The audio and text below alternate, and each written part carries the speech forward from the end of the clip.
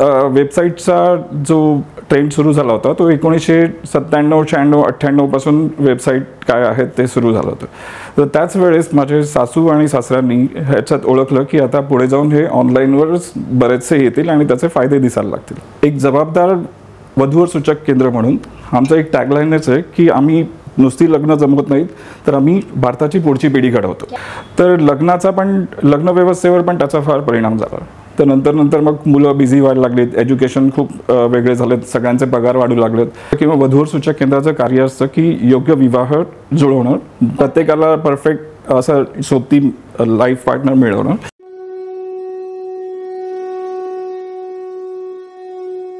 नमस्कार. आपण सर्व भारतात जन्माला आलो, खूप मोठी गोष्ट आहे.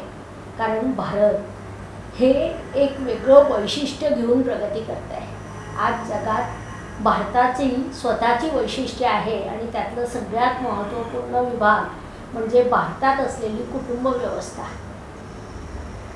ही कुटुंब व्यवस्था जगात आदर्श म्हणून मानल्या जाते आणि याचा पाया आहे तो विवाह. विवाह म्हणजे वि म्हणजे विष्णू आणि वाह म्हणजे वाहन. तर विष्णूकडे नेणारं वाहन. तर इथपर्यंत पोहोचण्यासाठी आपल्याला काही सहकारी लागतात, काही लोकांची मदत लागते की ज्यांच्या मदतीने उत्कृष्ट विवाह आयोजित होतं. आयुष्याच्या सहजीवनाचा आपल्याला कलाकार प्राप्त होतो, त्याच्यासोबत सहजीवन सुंदर होतं आणि पुढची कुटुंब व्यवस्था उत्तम होते. मी हे सगळं तुम्हाला का सांगते?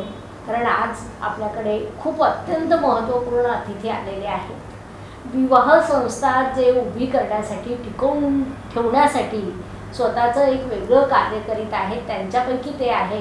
अर्थात मी त्यांची ओळख करून देईन, परंतु त्याहीपेक्षा आपण सरांना पहिले स्वागत करूया आणि त्यांना त्यांची ओळख विचारूया.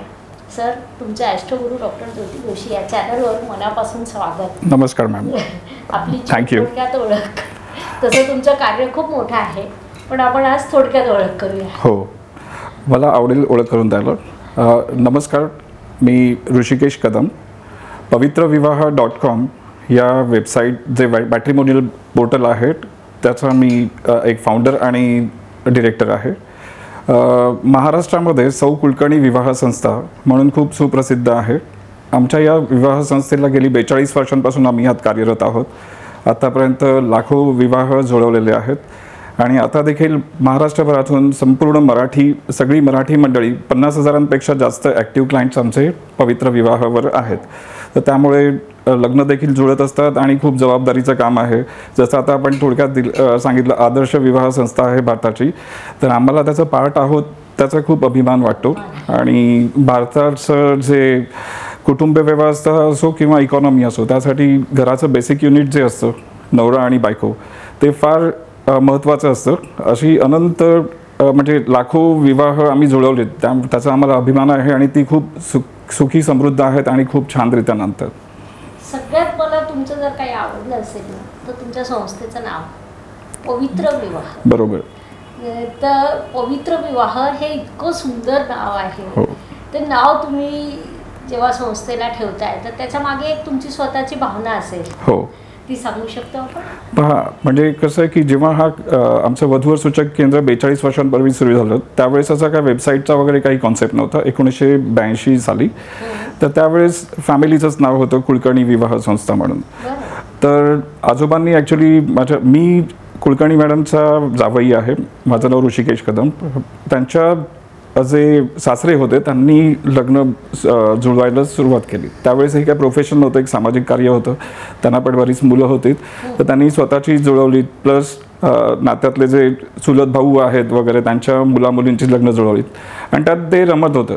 तर त्यानंतर मग त्यांच्या मुलाने म्हणजे माझ्या सासऱ्यांनी ह्याचं कार्य त्यांनी स्वतः सुरू केलं आणि 1993-94 पासून हे सुरू झालं. आता पवित्र विवाह हे नाव कसं सुचलं त्याच्यामागे खूप चांगली स्टोरी आहे. तर वेबसाईटचा जो ट्रेंड सुरू झाला होता तो 1997, 96, 98 पासून वेबसाईट काय आहेत ते सुरू झालं होतं. तर त्याच वेळेस माझे सासू आणि सासऱ्यांनी ह्याच्यात ओळखलं की आता पुढे जाऊन हे ऑनलाईनवरच बरेचसे येतील आणि त्याचे फायदे दिसायला लागतील. तर नाव काय ठेवावं बरं, म्हणजे त्याचं डोमेन नेम पण रजिस्टर करावं लागतं.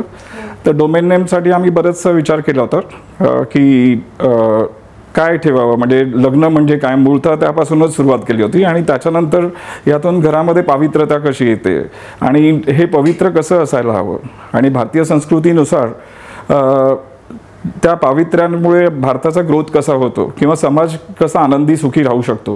तर त्यानुसार अशी 5-6 नावं होती, पण त्यातून हे आम्ही सर्वांना आवडलं आणि मग आम्ही ते रजिस्टर्ड करून आमची वेबसाईट त्या नावाने सुरू केली. काळ बदलला की खूप काही बदलतं. एकेकाळी अशी व्यवस्था होती समाजात की घरगुती एक गुरुजी असायचे, कुटुंबिक ज्योतिषी ज्याला म्हटलं जायचं, ते कुटुंबांमध्ये जायचे, त्यांना त्या कुटुंबाची सगळी हिस्ट्री माहिती असायची कारण ते प्रत्यक्ष बघायचे. आता आजच्या काळाची गरज म्हणजे विवाह संस्था. ते तुमचं काम खूप वास्ट चाललं आहे आणि ती काळाची गरजही आहे, परंतु ते तुम्ही कसं मॅनेज करता, कारण की तुम्ही प्रत्येक घरातली माणसं प्रत्यक्ष नाही पाहू शकत. परंतु दोन विवाह म्हणजे दोन व्यक्तीचा विवाह नसतो, दोन कुटुंबाचा असतो. अशी कुटुंब तुम्ही जर योग्य जोडली तर पुढचं देश समृद्ध होतो. तर त्या दृष्टीने तुमच्या संस्थेची वाटचाल कशी असते?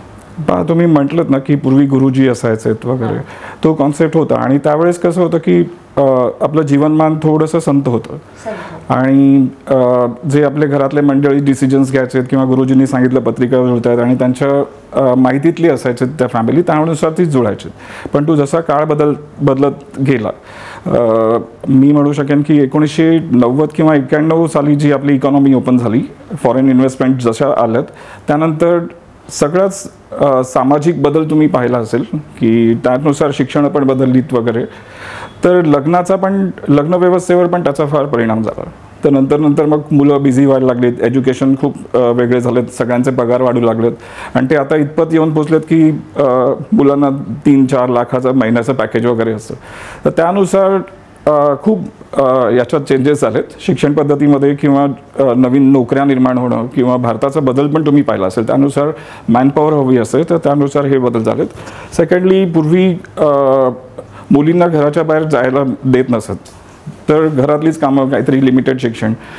पण आपल्या ज्या ह्या आहेत गव्हर्नमेंट पॉलिसीज जसा चेंजेस होत गेल्या काळानुरूप, मुलगी शिकली, प्रगती झाली, तर त्यानुसार मुली पण शिक्षण घ्यायला लागल्यात. आणि आता असं आहे की मुलांच्या खांद्याला खांद्या लावून आपल्या सगळ्या रिस्पॉन्सिबिलिटी शोल्डर करतात आणि आपण विकसित भारतकडे चाललो आहोत. तर ह्याचा डेफिनेटली विवाह संस्थेवर खूप परिणाम झाला आणि तो आम्ही सतत पाहिला आणि आम्ही आमच्यात पण चेंजेस तसेच करत आलो.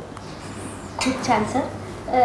विवाह जुळवणं आणि ते टिकवणं एक समाजाचं मोठं चॅलेंज झालेलं आहे. ते टिकवण्यासाठी विवाह जुळवतानाच जर आपण काही काळजी घेतल्या की ज्याच्यामुळे पुढचं आयुष्य वधूचं, वराचं, दोन्ही कुटुंबाचं चांगलं राहील, या दृष्टीने आपण संस्थेत काही कार्य करू शकतो. हो, म्हणजे आता मूळतः म्हणजे विवाह संस्थेचं किंवा वधूवर सूचक केंद्राचं कार्य असतं की योग्य विवाह जुळवणं, प्रत्येकाला परफेक्ट असं सोबती लाईफ पार्टनर मिळवणं, सहजीवनाचं वाटचाल आपण एकत्ररित्या कशी करू शकतो आणि आपलं जे फार मुश्किलीने मिळणारं जे आपलं लाईफ आहे ते खूप आपण आनंदी प्रवास करू शकतो. तर एक जबाबदार वधूवर सूचक केंद्र म्हणून आमचं एक टॅगलाईनच आहे की आम्ही नुसती लग्न जमवत नाहीत, तर आम्ही भारताची पुढची पिढी घडवतो. सो त्या रिस्पॉन्सिबिलिटी आम्ही मनापासून जपतो आणि आमच्या कार्यात पण दिसून येतात. तर हे जे असतं की आता लग्न टिकण्याचे वगैरे तुम्ही म्हणताय किंवा लग्न जुळण्याचे खूप म्हणजे आता बरेच बदल झालेत. मुलींचे पण सॅलरी, शिक्षण वाढले, त्यामुळे आता थोडंसं आपल्याला इतक्या प्रचंड वाढल्या.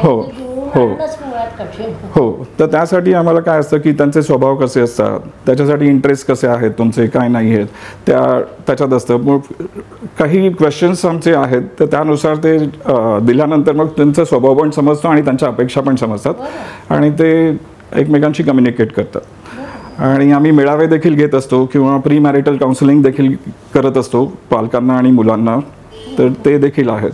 खूपच छान. इथे ज्योतिषशास्त्र आणि तुमच्या संस्थेच्या कार्यात एक साम्य दिसून येतं, कारण की आम्ही सुद्धा अलीकडे 21व्या शतकात गुणमिलन करताना फक्त गुण नाही पाहत, तर स्वभाव जुळतात का हे पाहतो. कारण स्वभाव जुळलं तर दीर्घकाळ संसार टिकतो. हो हो, आणि तो महत्त्वपूर्ण असतो.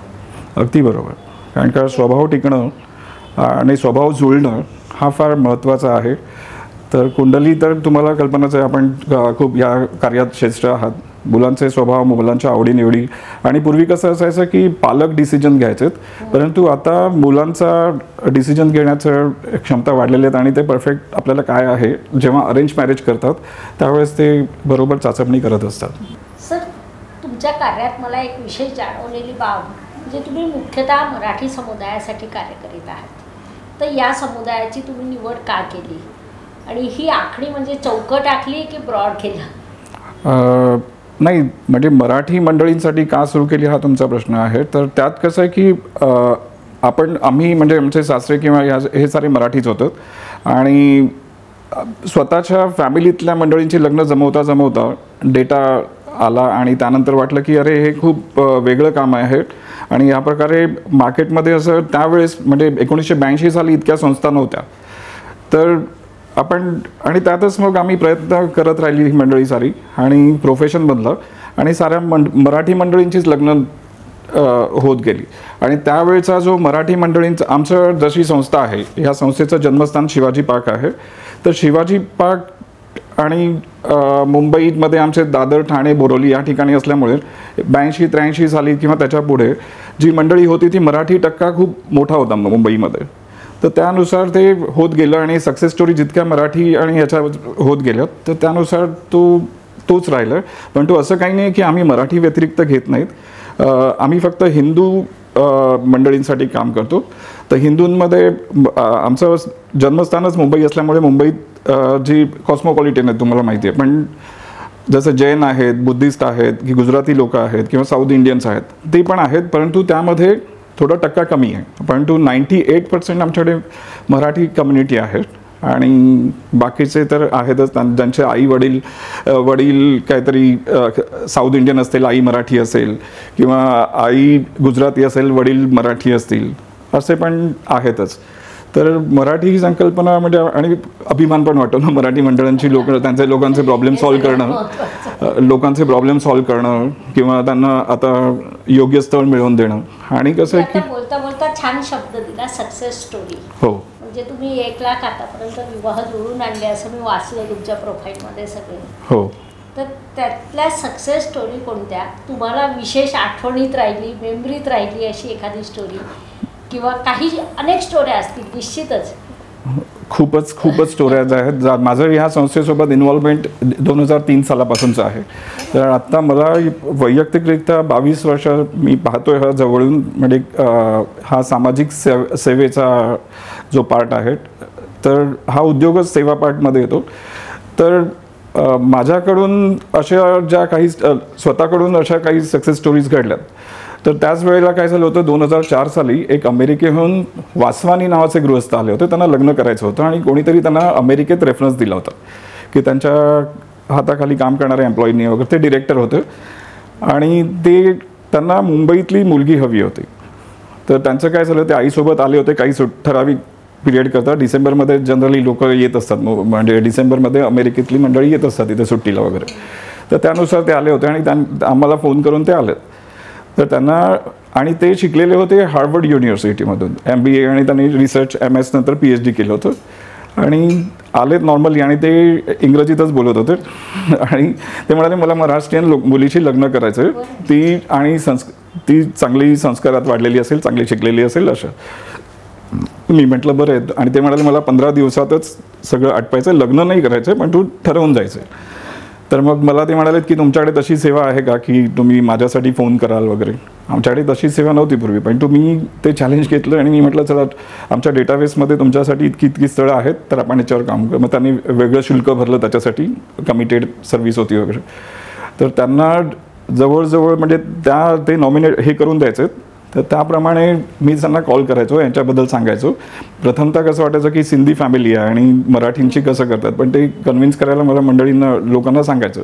आणि त्यांचा बेस कसा होता की पुण्यामध्ये एक साधू वासवानी नावाची संस्था आहे, तर त्या फॅमिलीशी हा मुलगा रिलेटेड होता आणि खूप अत्यंत हुशार. त्याच्या हाताखाली त्यावेळेस 1500 इंजिनियर्स कामाला होतं.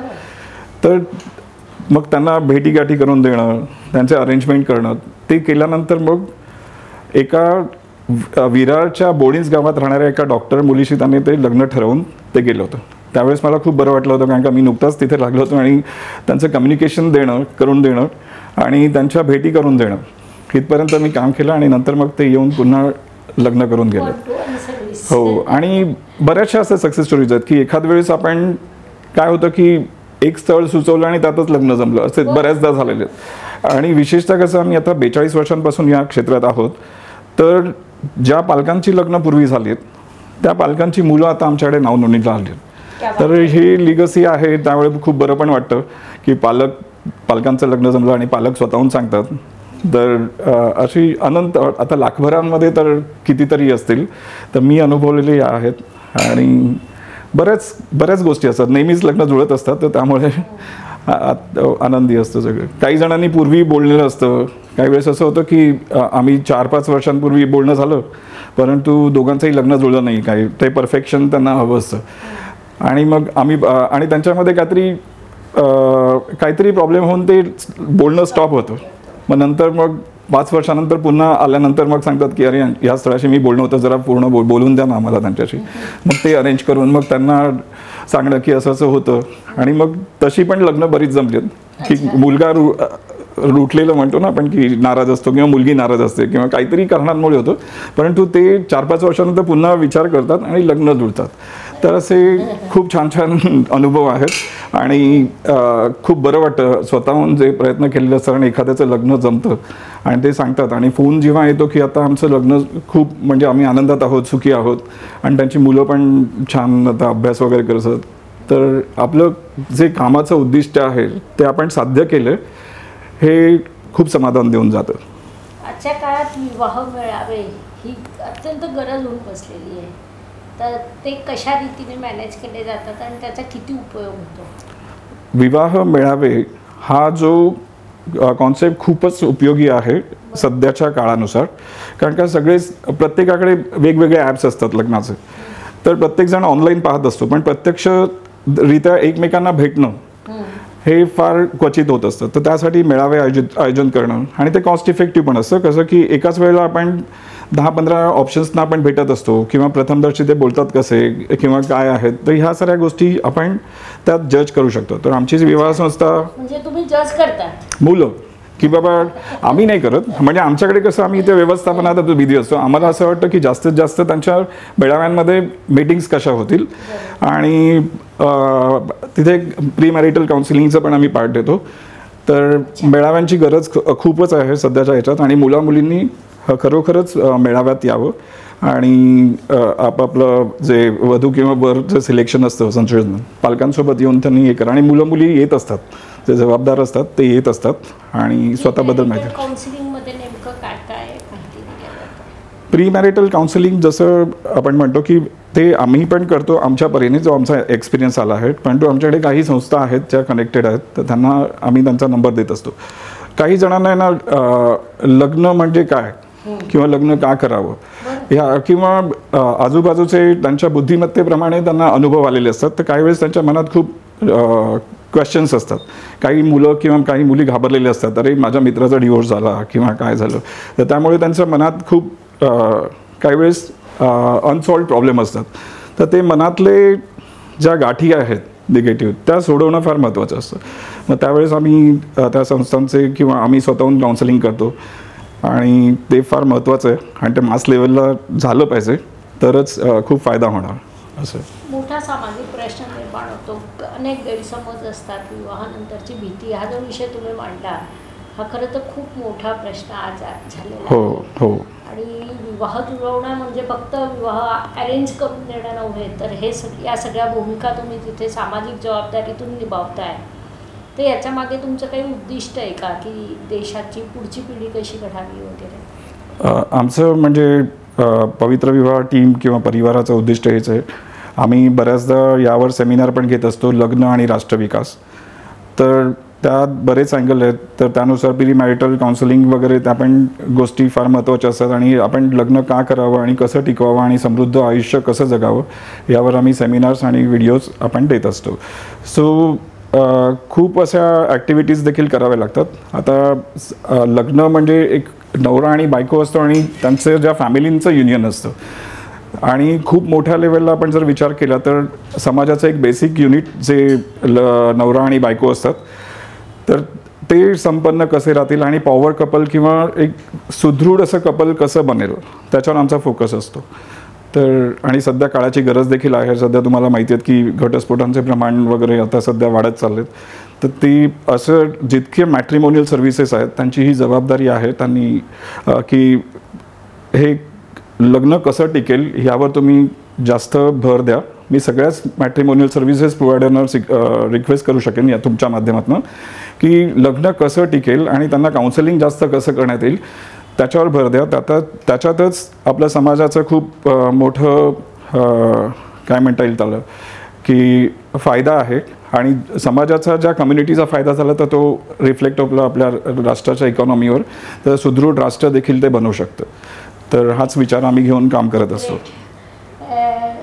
तुमच्याकडे अशा अनेक प्रोफाईल असतात त्याची गोपनीयता टिकून राहावी या दृष्टीने तुमचं काही कार्य असतं का?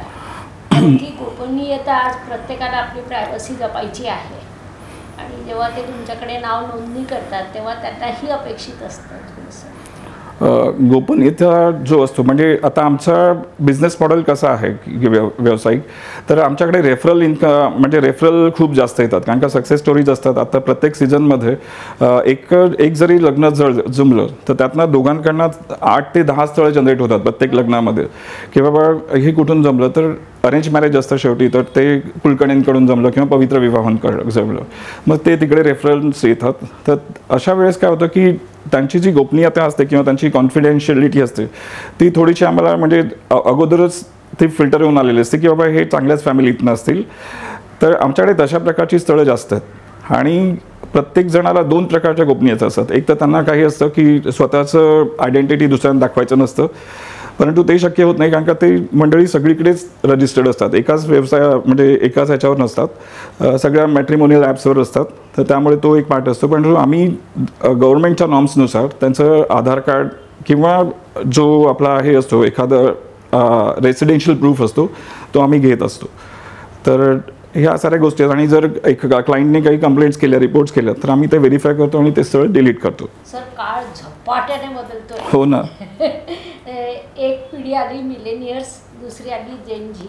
बरोबर. या पिढ्यांचे लग्न जुळवताना तुम्हाला कोणती आव्हानं फेस करावी लागत आहे? खरं तर हा खूप महत्त्वाचा प्रश्न आहे आणि खूप इम्पॉर्टंट आहे. बऱ्याचदा मिलेनियल्स आणि किंवा जी जेनझी मंडळी आहेत त्यांच्या पालकांना पण हे प्रश्न सतावत असतील कारण का काळ जसा झपाट्याने बदलला जसं 42 वर्षांपूर्वी जो समाजाची गरज होती लग्नाची आणि ती पाहत जसं आपण काळ झपाट्याने जसं भारताची प्रगती झाली किंवा काही म्हणा तर त्यानुसार आत्ताच्या लग्नाचे पण प्रकार वेगळे झाले. लोकांना मिलेनियल्स किंवा त्यांचे विचारसरणी वेगळी असते. ते लवकर लग्न करण्यासाठी तयार पण नसतात किंवा त्यांना लिव्ह इनमध्ये पण राहायचं असतं किंवा सिच्युएशनशिप्स वगैरे आता जे प्रकार आलेत बेंचिंग अँड ऑल ते फार भयानक आहेत आणि हे पाश्चात्य देशातून आलेले आहेत. त्याच्यामुळे लग्न व्यवस्थेवर प्रॉब्लेम्स पण येऊ शकतात येतातच. पण कसं आहे की मी किंवा आमची संस्था ही खूप पॉझिटिव्ह आहे आपल्या समाजाबद्दल. जरी जे म्हणजे आता जे काही प्रमाणात म्हणजे ते थोडंफार असेल पण मी ॲश्युअर्ड आहे की आपलं भारतीय किंवा हिंदू संस्कृती जी आहे ती ह्याला चांगलं फेस करेल आणि खूप चांगली अशी कपल्स तयार होतील पॉवर कपल्स आणि त्यांना आपला समाज तसाच इंटॅक्ट राहील. कारण का आपण बघितलं हिंदू जे आपलं लाईफस्टाईल आहे त्याच्यावरती किती आक्रमणं झालं की 1200 वर्षांपासून 1200 वर्ष मुघलांचा किंवा मुस्लिम यांचा आपल्यावर राज्य होतं. त्यानंतर 200 वर्ष किंवा 150 वर्षांसाठी आपल्याकडे ब्रिटिश होते. तरी पण एवढा मोठा काळ गेला तरी पण आपल्या हिंदू चालीरीती कधी काही चेंज झाल्या नाहीत. अजून त्या वाढतच गेल्या. आपल्याला इतिहास जवळजवळ 10,000 वर्षांचा आहे. तर मी शाश्वत आहे की ह्या ज्याही छोट्या मिलेनियल्सचा थॉट प्रोसेस किंवा काय आहे किंवा मोबाईलवरनं शिकणं किंवा ह्या सर हे फार काही काळापुरतं असेल पण त्यांच्या पालकांची शिकवण किंवा आपल्या समाज पद्धती ती ह्याच्यावर ओव्हरकम करेल आणि फ्युचर चांगलंच असेल. म्हणजे लिव्ह इन रिलेशनशिप्स वगैरे आपण आता बघतो की कोणाला तरी कापून फ्रीजमध्ये ठेवलं, सपाट केलं, तर ह्या साऱ्या पद्धती आपला समाज ॲक्सेप्ट करणार नाही. आपल्या हिंदू पद्धतीप्रमाणे भारत हा सुजलाम सुफलाम आणि विकसितच होईल अशी आशा तर मला नक्कीच आहे. आणि आम्ही त्यानुसार सगळ्या मॅट्रिमोनियल सर्व्हिसेसना देखील काउन्सिलिंग करण्यासाठी या साऱ्या गोष्टी मी आवाहन करू शकतो की सगळ्यांनी मुलामुलींना, पालकांना तुमच्या म्हणजे पद्धतीनुसार काउन्सिलिंग करत जा. आता सध्याचं हे प्रकार खूप विक्षिप्त आहेत, पण आपण त्याच्यावर सगळ्यांनी एकत्र प्रयत्न केलेत तर नक्कीच ओव्हरकम करू आणि सगळ्यांची लग्न पवित्र होतील आणि आपण ती जास्त टिकवण्याचा प्रयत्न करू. आपल्या संस्कृतीची पाळंमुळं घट्ट आहे, अगदी. त्यामुळे कितीही प्रश्न आले तरी आपली संस्कृती त्यातूनही ओव्हरकम करेल आणि उभं राहील, हा तो तुमचा आशावाद आहे. हो. आणि तो आशावाद देशाला पुढे नेतो. हो. सर, तुम्ही काळानुसार ॲपसुद्धा आणलं. हो. तर त्या ॲपचं कार्यपद्धती काय आहे? ॲपची कार्यपद्धती जशी वेबसाईटची आहे तशीच आहे. पूर्वी कसं होतं की आमच्याकडे फाईल्स वगैरे असायच्यात. लोक येऊन फाईल्स पाहायची, स्थळं निवडायची, त्यांना संपर्क करायची. कोविडनंतर बरंचसं चेंज झालं कार्यपद्धती. जे वधूवर सूचक केंद्र आहेत त्यांनी सगळ्यांनी शिफ्ट झालं वेबसाईटनुसार. आणि आता कालपद्धतीने अँड्रॉइड ॲप आणि iOSचे ॲप हे दोन्ही असतात. तर ते आमची जी पद्धत होती पूर्वीची आणि आम्ही मराठी कम्युनिटीसाठी पाहतो, तर त्यांना योग्य अशी स्थळं कशी काय मिळतील, जे आमचे 42 वर्षांपासूनचा अनुभव आहे, ते साचे आम्ही बनवलेले आहेत सक्सेस स्टोरीजचे, ते आम्ही ॲपमध्ये आणि वेबसाईटमध्ये कन्वर्ट केलं आणि त्यानुसार ते लोकांना सोयीस्कर आणि सोपं जातं आहे स्थळं निवडणं. तर त्या अनुषंगाने खूप चांगल्या रीतीने लोकांचा प्रतिसाद आहे. आत्ता जवळजवळ 4 ते 5 लाख डाउनलोड्स आहेत, पण ॲक्टिव्ह मेंबर्स आमचे 50,000पेक्षा जास्त आहेत. खूपच छान. पवित्र विवाह यांचं खूप चांगल्या पद्धतीने काम सुरू आहे आणि आपल्या मुलींसाठी किंवा मुलांसाठी स्थळ पाहताना तुम्हाला नक्कीच याचा खूप उपयोग होईल. त्यासाठी मला फोन करू नका, मेसेज करू नका. मी डिस्क्रिप्शन बॉक्समध्ये यांचे डिटेल्स दिलेले असतील आणि हँडलसुद्धा देईल की जिथून तुम्ही त्यांना कॉन्टॅक्ट करू शकता. त्यामुळे योग्य वर मिळणं आणि योग्य वधू मिळणं ही आजच्या काळाची खरं सांगायची तर लॉटरी लागणं असं आपण म्हणू शकतो, कारण ते अत्यंत कठीण झालेलं आहे. ही लॉटरी लागण्यासाठी आपल्याला सरांची नक्कीच मदत होईल. सर, जाता जाता एक शेवटचा प्रश्न विचारते. हो. तुमच्या शाखा किती आहेत, कुठे आहेत आणि त्यांची कार्यपद्धती कशी आहे? आमच्या मुख्य शाखा आमची म्हणजे दादरची आहे. दादर वेस्टला स्टेशनजवळच आहे. तिथून आम्ही ऑपरेट करत असतो. दुसरी शाखा म्हणजे बॅक ऑफिस आमचं एक शिवाजी पार्कला आहे, ज्या ठिकाणी आम्ही जुन्या ठिकाणी हरिनिवास म्हणून आहे, त्या ठिकाणी आमचं बॅक ऑफिस असतं. बोरवली, ईस्ट, ठाणे, वेस्ट आणि पुण्यात सदाशिव पेठेत आमच्या शाखा आहेत. आणि लवकरच आमचं सॉफ्टवेअर वगैरे अपडेट झालं तर संपूर्ण महाराष्ट्रात ज्या ज्या ठिकाणी मराठी मंडळी आहेत त्या ठिकाणी आम्ही ब्रांचेस ओपन करण्याच्या प्रयत्नात आहोत. लवकरच त्याबद्दल आम्ही तुम्हाला माहिती पुरवू. ग्रेट. आमच्या चॅनलवर येऊन तुम्हाला काय वाटतं? उत्तम. तुमचा अभ्यास मी केला आणि तुमचे फॉलोअर्स, तुमचे विचार आणि ज्योतिषशास्त्र हे लग्नाविषयीच कनेक्टेड आहे आणि मी स्वतः ज्योतिषवर विश्वास करतो आणि हे एक सायन्स आहे आपल्या. आणि मॅथ्स असतं त्यात, काय या साऱ्या गोष्टी असतात आणि त्यातनं आपण पूर्वी माझा विश्वास नसायचा की पत्रिका करणं, पण जसं लाईफचे अनुभव आलेत किंवा ज्या गोष्टी अभ्यासपूर्वक समजायला लागल्यात, तर ज्योतिषशास्त्राचं आणि माझं प्रेम वाढत गेलं. आणि तुमचं चॅनल खूपच उत्तम आहे. मी पाहिलं तुमचे सगळे आणि फॉलोअर्स पण पाहिलेत, तर खरोखरचा कंटेंट मिळतो. आणि त्यांच्या कमेंट्स पण वाचल्यात मी खाली, तर त्या कमेंट्समध्ये खूप उत्साही असतात लोक आणि त्यांना खूप बरं वाटतं. आणि तुमचा जो सल्ला असतो मंडळींना, तो त्यांच्या मनात भिडत असतो आणि ते खोलवर परिणाम आणि तुमच्यावरची ती श्रद्धा आहे ती वाढत असते. तर मी पण तुमचा फॅन झालो आहे, तर खूपच बरं वाटतं. थँक्यू. नमस्कार.